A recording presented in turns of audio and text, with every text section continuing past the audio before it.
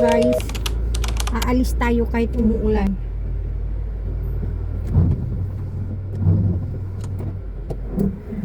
Bibili tayo ng pump ng toilet kasi nga nagbara yung toilet namin. Ay, ewan ko kanina, pag uwi ko kanina, di ba na malingki tayo, naggrocery ako dun sa labasan. Pag uwi ko dito, aba, sabi ng anak ko, mama, nagbara po yung toilet. Alangan dili magbara, murag isa kabungkos na tissue ang i-flash sa toilet. O karon, grabe, ang problema ko, umuulan pa, kahit nalagyan ko ng baking soda, ayaw talaga. My God, so kadiri.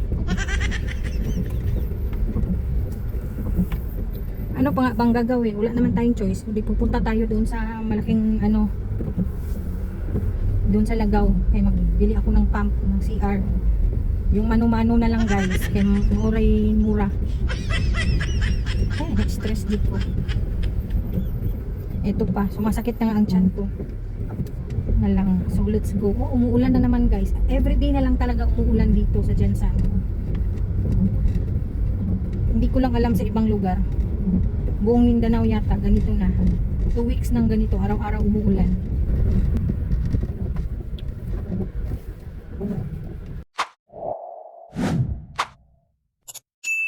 So nandito na tayo sa Lagaw guys. Ito yung Lagaw. Stop pa kasi. Ayan. Ito yung Lagaw guys. And ito talaga yung yung pagpapasok ka ng Jensan, galing ka ng Davao. Ito yung pinaka-entrance. Nandito yung terminal ng Pasarangani Province. Yan, yung mga van na yan.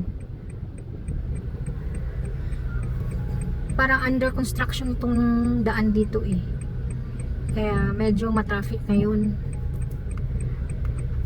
And liliko tayo doon kasi may malaking tindahan dyan na parang DV Mart. Para siyang Divisoria guys. Meron ng Divisoria dito sa amin sa Jensan. Liliko tayo dito. Ayun yung DV Mart. Ano siya? Para siyang Divisoria. Hindi naman siya masyadong mura pero okay na din kaysa online ka magbili. Ang problema dito is yung park.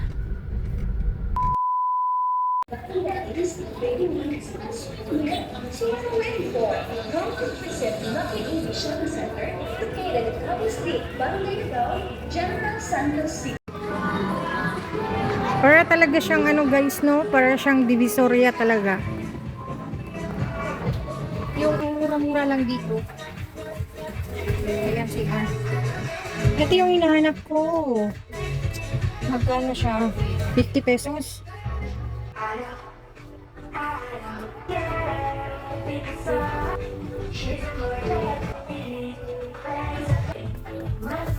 So, bibili tayo nito guys. Ito. Naguguluhan ako kung ito ba or ito. Maganda din ito oh.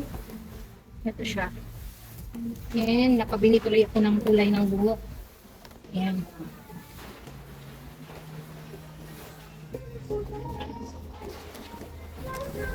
So, ayan. Nakabili ako ni Bruno guys. Tsaka kulay ng hair. Ini na lang siya. Bali, 2 ka metro. Oo. Kaning sa ubos. Oo, mauna siya. 2 meters lang. Per yard lang naman ba? Ay, per yard? Hindi, sa kay kataas daw? 90 centimeters. Haka siya. 2 ka yard. Dili dahil siya by meters guys. By yard dahil siya. So, it's a wrong.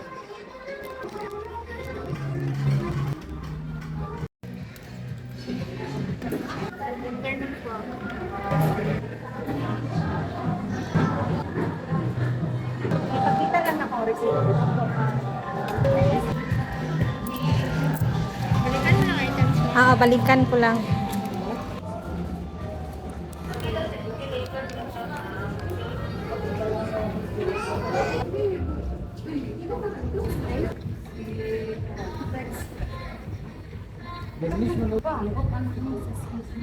Okay, kuhan ka namin.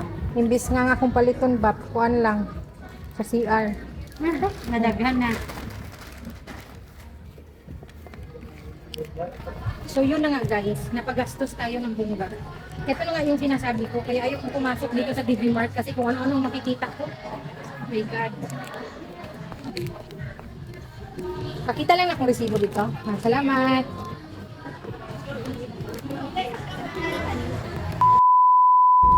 Alam nyo guys, isa talaga to pag napapunta ako sa DV Mart or kahit na, pero pag pupunta naman ako sa mall, hindi ako napapagastos. Talagang stick ako sa goal ko kung ano lang yun, budget. Pero tulad niyan, yung bibiling ko lang sana yung pump ng toilet. Diyos ko, kung ano-ano makikita ko dyan sa DV Mart. Para kasi siyang Divisoria guys, mura lang talaga siya. Imagine mo yung pump ng CR namin, nung toilet namin is nasa 50 pesos lang siya. At saka yung pangkamot sa likod naman is 15 pesos. Doon lang talaga ako namahalan sa kulay ng buhok at saka sa ano ba to? Yung sa tablecloth. Kasi napapalitan ko na nga yung ano namin, ng tablecloth yung mesa namin. Kasi masyado na siyang luma. And may nakita akong maganda kaya napabili na ako. Mura lang naman siya, per yard is 135 pesos. So yun, gumastos ako ng 400 plus. So not bad naman. Pero syempre, kasi nga goal ko nga ngayong buwan na to is budget talaga. Dobleng budget. Kasi bibili pa ako ng mga school supplies ng mga bata. And nakita ko nga doon yung school supplies nila, mura lang din guys. And yung notebook nila sa elementary is nasa 30 pesos. Sa mall kasi tiningnan ko na rin siya sa KCC Mall at saka Gaisano Mall, nasa 36 pesos. So 6 pesos din yung matitipid ko. So dyan na lang ako bibili. Pati ng mga pencil, crayons, mura lang din guys. Kaya hindi na rin masama. So eto, ano tayo? Pag ano tayo? Dito kasi tayo papunta. Uwi na tayo guys. Hindi ko na talaga matiis. Mabuti na rin na pumunta ako dito sa DV Mart guys. Kasi nga, nakita ko nga yung presyohan ng notebook nila, ng school supplies.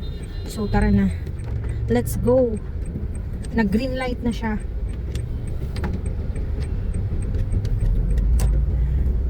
Pag nanay ka na talaga guys, talagang masyado ka ng conscious talaga sa mga price ng bibilhin nyo. Unlike nung dalaga pa ta guys, wala dito ko pakialam sa price. Basta gusto na ako, isa kabutang palit ko na ako. Siyempre, dako pa sweldo sa una, OFW ko from South Korea.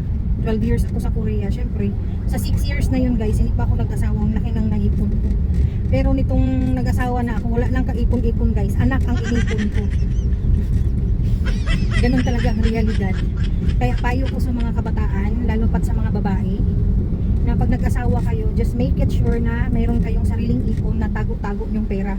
Kasi akala mo, pag nag-asawa ka, is may katuwang ka na sa buhay. Hindi ko naman sinasabi lahat, di ba? Meron din namang masiswerte. Pero mostly talaga, pag hindi ka man nakapangasawa ng mayaman, yung tamang-tama lang din naman. Mas maganda talaga yung may sarili kang ipon na tago mo, na hindi alam ng partner mo. Kasi tulad niyan, pag dumating kayo sa point na magka-problema kayo, hindi na kayo magkaintindihan, at least hindi mahirap kumawala sa isang tao na alam mo na, hindi mo na makaintindihan kung may sarili na rin siyang buhay, yung hindi ka nakasama sa plano niya, 'di ba? Sinabayan ko pa yung ulan guys sa kadramahan ko sa buhay. Pero realidad yan guys, sa reality. Kaya maging wise kayo sa pera niyo kung dalaga pa kayo. Huwag kayo mag-all the way sa partner niyo. Kasi darating talaga yung araw na yun, magkakaroon kayo ng problema. So yun lang guys. Sana may natutunan kayo. Based lang yan sa experience ko ha. Bilang babae, bilang nanay, bilang asawa. Kaya ang lakas na ng ulan guys.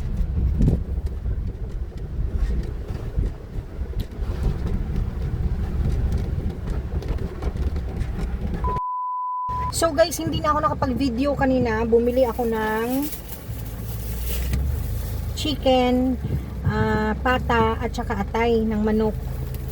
And bumili din ako nitong gulay na, Diyos ko, ang mahal-mahal ng gulay ngayon. Kaya eto, basang-basa na nga ako sa ulan. So, nandito na tayo sa bahay. Talagang hanggang bukas tong ulan na to kasi nga tingnan nyo naman. Oh. Grabe, basang-basa na ako. Paglabas ko dito sa sasakyan, diretso na talaga akong maliligo guys kasi basang-basa na ako. Mahirap nang magkatrangkaso guys. Yun lang naman. So eto, ang problema, hindi ako pwedeng magpatulong kay kuya kasi nga yung payong is nandito nga sa likod ng sasakyan and ang hirap na kunin. Kaya eto, lulusan na naman tayo sa ulan guys. Kaya wala tayong choice kundi ako na magbibit-bit ito mag-isa. Kaya eto,